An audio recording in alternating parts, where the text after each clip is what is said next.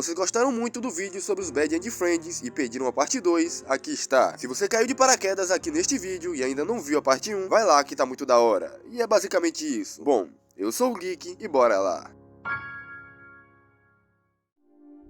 Só para recapitular rapidinho, os Bad and Friends são versões alternativas de personagens dos desenhos animados que não tiveram um final bom, que seguiram um caminho diferente, um caminho alternativo. E é por isso que são chamados de Bad and Friends, amigos com um final ruim.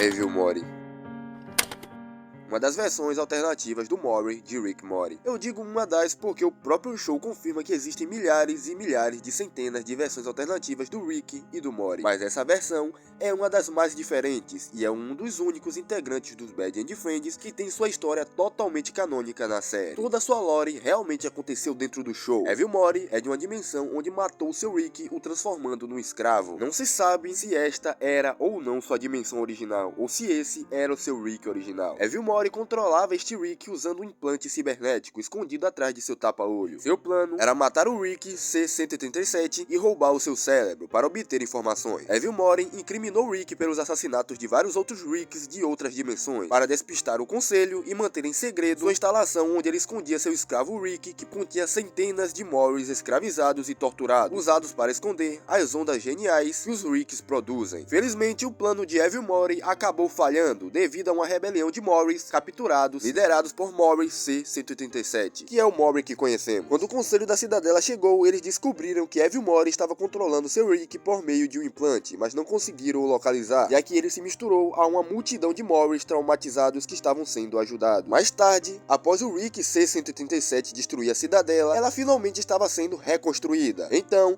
Evil Morty concorreu ao cargo de presidente do lugar e com um discurso convincente venceu a eleição, tornando-se o primeiro presidente e primeiro presidente Morty da cidadela de Ricks, comandando o governo mais poderoso do universo, enquanto trabalhava secretamente em seu plano real e final. Plano esse que desencadeou uma guerra e crise sangrenta, levando a cidadela mais uma vez ao caos. No fim, Evil Morty conseguiu escapar da curva central finita, uma gaiola interdimensional que separa a maior parte do multiverso. Agora livre, ele passa seus dias viajando para vários mundos e dimensões, com sua própria arma de portal amarela, e sem arrependimentos. E provavelmente foi em uma dessas viagens que Evil Morty conheceu os Bad and Friends.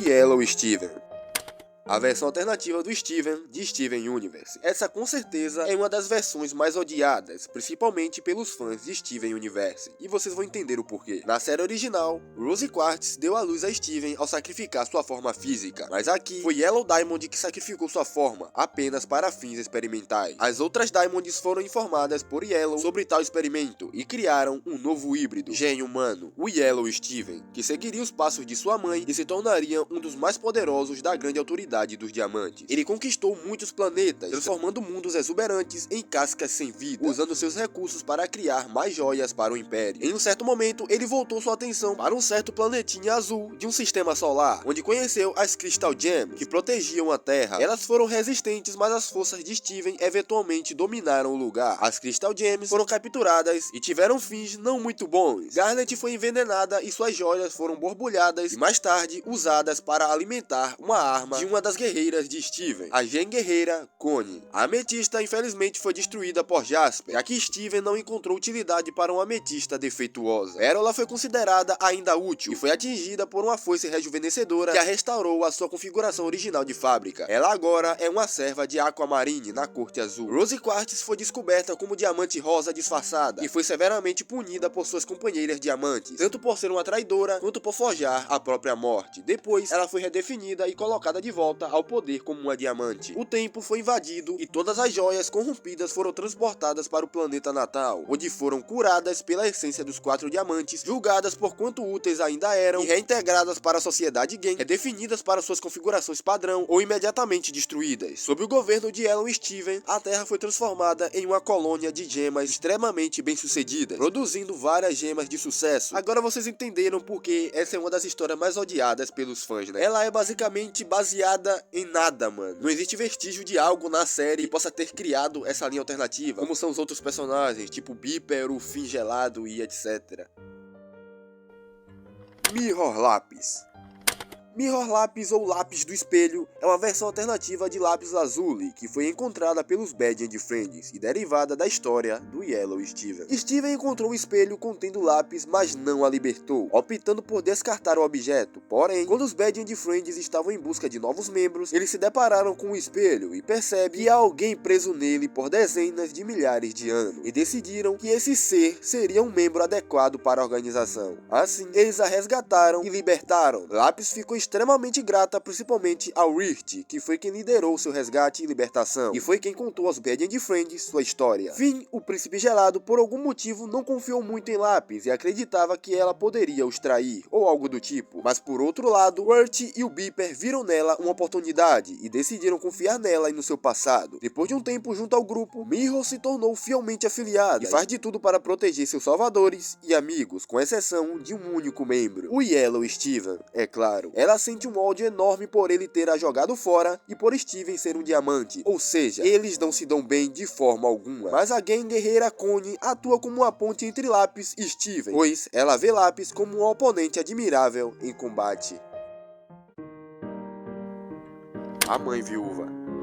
A versão alternativa da Coraline, que se tornou uma criatura monstruosa após ser atormentada pela outra mãe. Coraline era uma garotinha que, após se mudar de casa, buscava aventuras e distrações para ocupar o tempo tedioso dentro de sua nova casa, enquanto seus pais estavam extremamente focados no trabalho. Até que um dia Coraline encontrou uma pequenina porta tapada por tijolos, que mais tarde se revelou ser uma passagem secreta para um mundo relativamente perfeito para ela, onde tinha tudo o que ela queria, e todos eram versões melhores das pessoas originais que Coraline conheceu. Porém, com uma única diferença: todos tinham botões no lugar dos olhos. A garotinha queria ficar ali para sempre, até sentir que havia algo estranho, algo errado. Seus vizinhos avisaram-na de um grande perigo indo pegá-la, e o gato, que por sinal não tinha botões nos olhos, mas tinha habilidades mágicas de se teleportar entre o mundo normal e o outro mundo, também alertou Coraline. A bela dama queria costurar botões nos olhos da garota, assim como fez com todos os habitantes daquele mundo. Coraline entra em pânico e foge do lugar, voltando para o mundo real. Mas diferente da versão original,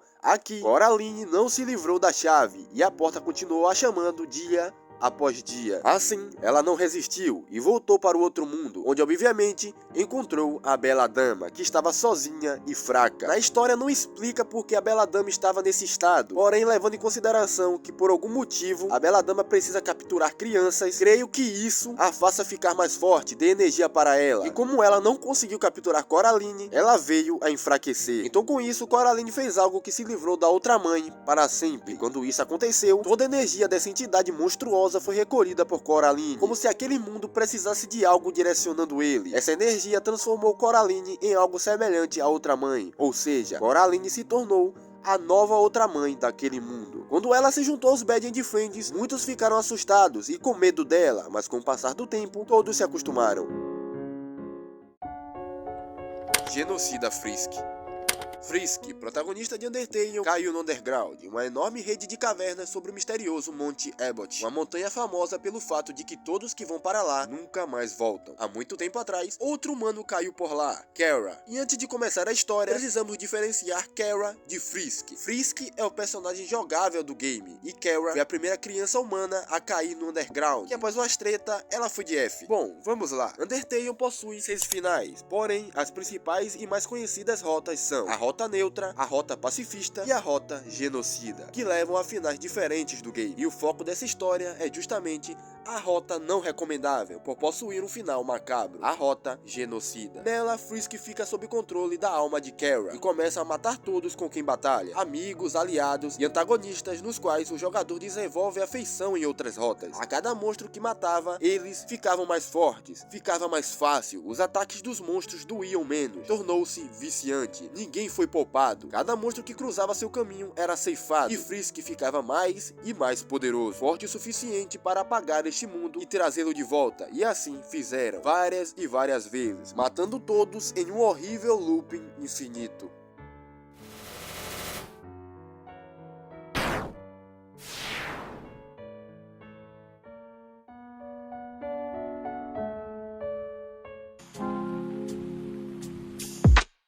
E assim chegamos ao fim da parte 2 das histórias de Bad and Friends. Comenta aí o que você achou desse vídeo e comentem também quais dessas histórias vocês acham mais interessantes. Eu vou adorar ler os comentários de vocês. Eu percebi que vocês gostaram muito de Bad and Friends aqui no canal e pediram muito essa parte 2. Então, se vocês gostarem dessa parte aqui também, quem sabe pode haver uma parte 3. Mas só depende de vocês, hein? Se quiser bater um papo comigo, vai lá no Instagram do canal, que eu tô sempre respondendo as DMs por lá. E é isso, galera. Eu ficando por aqui. Um abraço, falou e fui! Tchau!